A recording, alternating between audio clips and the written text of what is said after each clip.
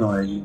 Ce que je fais dans la vie, premièrement, je suis un chrétien Ok, où enfin, pour les activités, ce ok, que je fais, je suis un jeune parlementaire à la commune de Tilala. Je ok, suis un leader d'opinion ou un jeune leader. ok. Et puis, en tout cas, c'est ce qui est un peu important, ce que je fais. Donc là, ce sont des différentes casquettes que vous occupez. Oui, oui. Ah, d'accord. On voit beaucoup plus sur l'aspect leadership. Est-ce que vous pouvez nous dire avec plus de précision, bon, selon vous, parce qu'il y a plusieurs définitions, selon vous, c'est quoi exactement le leadership? Voilà. Selon ce que je peux définir, le leadership, c'est une capacité de diriger, d'influencer ou de guider les autres vers un objectif commun. Ce que je pourrais définir en quelques mots le leadership. Ok, donc selon vous, c'est comme ça que vous définissez Oui, le une mot. compétence ou une attitude à diriger, à influencer, à guider un groupe vers un objectif commun. D'accord. Bon, selon les expériences que vous avez pu affronter dans la vie, soit selon ce que vous avez vécu. Bon, est-ce que vous pouvez nous dire, on est leader ou soit on devient leader? D'abord, on doit savoir que leadership, c'est l'état d'esprit. Ok, Je trouve que on devient leader ok, parce que c'est du fait qu'on est en train d'acquérir certaines attitudes ou certaines compétences. ok. Cela nous donne cet aspect des choses de définir les leaders. Parce que être leader, bon, ça peut être possible, mais moi je trouve que l'on devient leader. Parce que c'est une compétence qu'on acquiert du fait qu'on est en train de grandir ou de croître. Ok, donc selon vous, vous pensez qu'on devient leader. Oui, mais on peut toutefois naître, hein, du fait qu'on développe ces compétences-là. C'est là nous sommes en train de devenir des leaders. Devenir des leaders. Bon, c'est vraiment très bien, j'aime en tout cas votre manière de répondre. Bon, est-ce que vous pouvez me faire un top 3 des leaders qui vous inspirent et pourquoi est-ce qu'ils vous inspirent? Le top 3 des leaders qui m'inspirent, là, je vais commencer premièrement. C'était mon père. Ok, Il était vraiment un leader de race mémoire. Il était un véritable leader qui m'inspirait. Il y a ok, aussi mon pasteur, mon père, dans la foi. Le leadership qu'il a, ce que ça m'inspire. De toute façon, il gère des problèmes, de toute façon, il nous influence, de toute façon, il nous guide. En tout cas, ça m'inspire. Pourquoi pas aussi à une personne qui, je dis à cette personne-là, il m'a introduit dans le leadership, M. John Zeng, l'une des personnes rares que j'ai rencontrées. Et il m'a introduit dans le leadership. Il m'a appris des bases sur le leadership. Voilà, aujourd'hui, je suis en train de parler de leadership parce que certaines bases, je les de lui. Alors, lui aussi m'inspire par rapport à la façon de gérer les secrétaires académiques à la faculté de sciences et géologie. En tout cas, c'est aussi les top 3 des gens qui m'inspirent par rapport au leadership. ok. Finalement, vous n'avez pas dit le pourquoi, parce que quand on parlait des pourquoi, on avait beaucoup plus besoin des détails. Je l'ai dit. C'est parce que je ne sais pas si vous avez pas bien Donc, vous écouté. avez parlé de la globalité. Globalité dans le sens où, oui, la manière de faire des histoires. Maintenant, on avait Hmm. beaucoup plus besoin des détails. Par rapport à celui qui m'a introduit dans le leadership, Ok, d'abord, c'est lui-même le leader. ok, C'est quelqu'un, d'abord, il a cette capacité de résoudre des problèmes. Peu importe quand tu apportes un problème, il n'est pas agité. Ce que j'aime chez lui, c'est qu'il n'est pas agité. Il est l'air calme, tranquille. Il résout des problèmes. Et à un certain moment, je me rappelle avec un de mes amis, on me disait, en tout cas, il a des solutions en tout. On appelait toutefois lui-même, il s'appelait Black Tourmente. Parce que à chaque fois, il prenait des informations ici, il prenait des informations. C'est qu'il avait cette capacité ou cette compétence à ok. résoudre les problèmes. Voilà le pourquoi je me suis dit, en tout cas, c'est quelqu'un qui inspire. Vous savez, quand on est leader et qu'on ne produit pas, parce qu'il y a le leadership, il y a des niveaux. Ok. Il y a des niveaux on est leader par positionnement, par production, tout. Mais quand dans le leadership, tu atteins le niveau de reproduction, Ok. c'est que tu es déjà devenu quand même. Alors lui, il a atteint ce niveau-là. Voilà, nous sommes là. Moi, je suis là. Et je crois qu'il est toujours fier quand il me voit. Il me dit, le petit là, c'est un leader, c'est un manager. Parce Ouais. qu'il est fier de moi. Parce Oui. que j'ai suivi ses pas. Je n'étais qu'un simple promotionnel. Pour moi, je pensais que quand tu es chef de promotion, ça Ok. suffit. Alors, il faudrait que tu sois un leader. Donc, Ok. c'est là qu'il m'impliquait les leçons de leadership, les signes de leadership. C'est là que je dois quitter le niveau d'être chef ou d'être un leader par positionnement. Je dois être maintenant un leader qui produit, Ok. un leader qui doit reproduire, qui doit atteindre certains niveaux. Je vois. En tout cas, c'est vraiment intéressant ce que vous venez vraiment de partager avec nous. Quels sont les conseils que vous pouvez donner à un jeune qui aimerait ou soit qui aspire à devenir leader? Quels sont les conseils que vous donnerez à ces jeunes? Un leader a toujours un repère. Ok. Tu ne peux pas être un leader sans repère. À chaque jeune, mes frères, jeunes, tout, qui rêvent d'être aussi des leaders, qui rêvent aussi d'atteindre un niveau, level de leadership, faut que tu aies les repères. Ok. Parce que nous tous, nous avons été inspirés par quelqu'un. Tu es inspiré. Alors, pour atteindre un niveau, il faut que tu sois, que tu aies un repère, quelqu'un qui peut t'orienter, te dire, il faut faire ça. Ça ne fait pas. Ça ne fait pas. Parce que tout leader engendre. Ok. Parce que toi, tu ne peux pas t'appeler un grand leader quand tu ne connais pas qui est ton repère. Quand on regarde, prenons un exemple dans la Bible. Vous savez, ce qui a fait que Moïse ait pu s'échouer, moi je me dis toujours, c'était par manque de repères, dans le sens de leadership. Ok. Pourquoi? Parce qu'il a bien formé Josué. Dans la manière de gérer Josué, Josué a quand même essayé de réussir, mais Moïse n'a pas pu réussir. Pourquoi? Parce que il n'avait pas de repères. Parce que un leader, quand on est un peu, il se retrouve que c'est l'une des vidéos que j'avais produite. J'avais dit que les leaders aussi subit la dépression. Ok. Il subit aussi la pression. Et quand la pression vient, étant leader, c'est pas de verser ça au milieu de la foule. Oui. Il faut toujours là que tu perds, que tu te concentres, tu te mets au coin et que tu plaires. Mais le plaire ne suffit pas. Il faut que là que tu vois ton repère, tu dis, en tout cas, dans cette situation que je suis, qu'est-ce que je dois faire? Comme ça, les repères. Voilà, la plupart des leaders, comme on sait que la plupart des leaders doivent éviter le populisme. C'est Ok. aussi un point. Quand on est leader, on ne doit pas être populaire. C'est nos actes, la façon d'influencer qui détermine notre influence. Parce qu'il y a différence entre celui qui est populaire et celui qui influence. Parce que tout le monde peut te connaître, mais tu n'es pas influencé sur cette personne. Parce que ton influence doit être plus grande que ton populisme.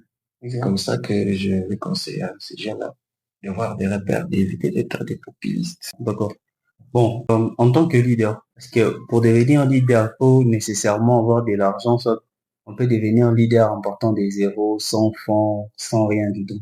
D'abord, le leadership, c'est pas avoir des fonds. Ok. C'est l'attitude, j'ai dit cette capacité, c'est l'état d'esprit. Ce n'est pas l'argent qui détermine que tu sois leader. Non. Ok. Il y a ces gens qui ont de l'argent. Ils en ont beaucoup, des milliards, des millions d'argent. Est-ce que ces gens-là, ils sont des leaders? Ils influencent? Non. On ne peut pas avoir, c'est pas l'argent qui peut influencer les gens, qui puissent croire que ces gens-là croient en nous. Non. On est leader, d'abord, c'est l'état d'esprit. Bien sûr, il y a un certain niveau de leadership. Quand tu es leader, il faut des moyens. Parce que les gens que tu diriges, ils auront besoin de quelque chose. Les gens que tu es en train de conduire ou de guider, ils auront besoin que toi, tu dois répondre à leurs besoins. Ok. Mais ce n'est pas l'argent qui détermine le leadership. C'est d'abord la capacité d'influencer, de guider les autres. C'est ça. C'est pas d'abord l'argent, en tout cas. Donc, si je comprends bien, on peut devenir leader même en partant des zéros. Oui. C'est ce que je dis. Pas même pas en partant des euros. D'abord, ce que faut bien clarifier les choses. Ok. Ce n'est pas l'argent d'abord. Parce que quand vous dites en partant des euros, c'est je vois des matériels, tout. Non, non. Ok. D'abord, on doit avoir cette capacité-là. Mhm. Le reste vient. L'argent vient. Ok. Les moyens viendront. Mais d'abord, cet état d'esprit-là, Ok. c'est ça. Ah, d'accord. Sur ces points, je comprends très bien. En tout cas, merci beaucoup pour votre réponse. Maintenant, au début, vous avez, dans votre présentation, vous avez dit que vous étiez enfant des dieux. Alors, en tant qu'enfant des dieux ou chrétien, est-ce qu'un chrétien peut lancer un business? Pourquoi pas? Pourquoi pas? Euh, est-ce que, quand on est chrétien, comment est-ce que je vais donner mes offrandes? Comment est-ce que je vais donner mes dîmes? Parce qu'il me faudra aussi quelque chose, les moyens. Si Non. moi, je me retrouve de faire des business, par exemple, aller payer les marchandises, tout. C'est pas compliqué, c'est pas grave, c'est pas un péché. Même dans la Bible, l'apôtre Pierre, il avait son business à lui, c'était la pêche, il vendait des poissons. Oui. Péché puis vendre, c'était déjà des commerces qui faisaient les business. Bon, parce que quand nous regardons les chrétiens actuels, donc les chrétiens actuels sont H24 à l'église. H24 pour dire d'abord, premièrement, d'abord, c'est le royaume des cieux et les autres vont venir au-dessus de tout. La Bible dit dans Genèse chapitre 1 dit, au commencement, Dieu. C'est que d'abord, Dieu doit être priorité. Parce que nous sommes en train de mal interpréter les choses. On dit, si Dieu est priorité, même dans tout, dans mon mariage, dans mon foyer, il faut faire attention. Quand on dit au commencement, c'est que Dieu doit prendre d'abord la priorité dans nos cœurs. Et non comme ça. C'est pourquoi moi, j'ai toujours dit, il y a Dieu dans mon cœur, mais son œuvre vient après. S'il s'agit d'abord de faire business, de faire mon travail, je fais. Le problème, c'est de garder d'abord Dieu en toi. C'est ça la priorité. Tu aimeras Dieu de tout ton cœur, de toutes tes pensées. Je sais que dans mes pensées, il n'y a que l'amour de Dieu. Dans mon cœur, il y a Dieu. Mais tout ça ne peut pas, en tout cas, m'empêcher pour être 24. Nous tous, c'est un point à souligner, nous tous ne sommes pas appelés à être à temps plein à l'église. Non. Il y a d'autres qui peuvent être H24, tel que vous le dites. Il y a d'autres qui peuvent être H6. C'est peu importe. C'est que nous tous ne sommes pas appelés à être à la permanence ou à temps plein à l'église. Nous finirons tous être des pauvres. C'est pourquoi l'église ne pourra pas avancer. Parce que l'église même a besoin de l'argent. Il a besoin que les gens puissent aller travailler. On risque d'être une église qui demande. Oh, oui. Les églises qui cherchent des partenaires. Oh, des églises aujourd'hui parce que les gens sont toutefois à l'église. On commence à vendre certains comme des vidéos qui circulent, je vis, en train de vendre l'église. On dit non, il y a des tapis, il y a tout, c'est beau, tout. Tout ça, c'est parce qu'il y avait des gens qui travaillaient, qui bossaient, ils devraient pallier à. Bon, en tant que chrétien, en fait, pas seulement en tant que chrétien, en tant que leader, moi, dites-moi, quel est les comportements que vous n'aimez pas dans cette génération? En tout cas, ma génération actuelle souffre des crises de valeurs. C'est qu'aujourd'hui, les jeunes, surtout nos jeunes africains, ce sont des crises de valeurs. Et ces valeurs-là, c'est très important quand nous respectons ces valeurs. Ces valeurs sont liées au comportement. Vous voyez, quand nous rentrons 20 ans en arrière, 30 ans en arrière, il y a certaines des valeurs, on ne le vivait pas. C'était difficile de trouver des jeunes où, à l'époque, nos papas, on peut dire comme ça, lorsqu'ils étaient jeunes, trouvaient en train de faire des petits, d'insulter, tout. C'est cette crise-là de valeurs ces comportements-là des manques, des crises de valeurs qui j'aime pas cette jeunesse. Et puis la jeunesse d'aujourd'hui, ils sont beaucoup eux-mêmes, ils veulent toujours eux-mêmes évoluer, monter avec l'ascenseur, mais ils ne veulent pas les escaliers. Pourquoi? Parce que on veut toujours l'ascenseur monter vite, alors que les escaliers, ce sont les étapes. Et les jeunes d'aujourd'hui, leur comportement, c'est, vous voyez, des jeunes, ils s'appellent leaders, ils n'ont pas des repères. Ils n'ont pas des guides. Ça, la maladie des. Vous trouvez que la jeunesse actuelle n'a pas des valeurs? Oui, il n'y a plus de valeurs, oui. Il n'y a plus de valeurs. Parce que si on est jeune, or qu'on a ces valeurs-là, on a des guides, des personnes qui nous inspirent, des repères, nous pourrons bien gérer nos valeurs. Oui, c'est un peu ça. Parce que aujourd'hui, c'est ces comportements-là qui nous fait défaut, vraiment. Surtout aussi avec l'évolution de la technologie, Ok. nous nous rendons compte que C'est vraiment catastrophique. catastrophique. Bon, on est presque à la fin. Là, donc dans quelques minutes, on va chuter. Alors, peut-être, pas peut-être. Je sais que sûrement, il y a un jeune qui nous regarde. Parce que moi, je ne parle pas à tout le monde. Je ne m'adresse pas à tout le monde. Dans mes vidéos, c'est seulement les jeunes. Les jeunes qui se retrouvent dans la crise, les jeunes qui n'arrivent pas à maîtriser certains domaines. Donc, moi, c'est à cette catégorie d'audience que je maîtrise, soit c'est à cette catégorie que moi, je m'adresse personnellement. Alors, quels sont les conseils que vous pouvez donner à un jeune qui nous regarde? Bon, le conseil que je peux donner à mes frères, les concerts qui me suivent, Ok? devraient accepter d'abord la réalité de ce que vous vivez.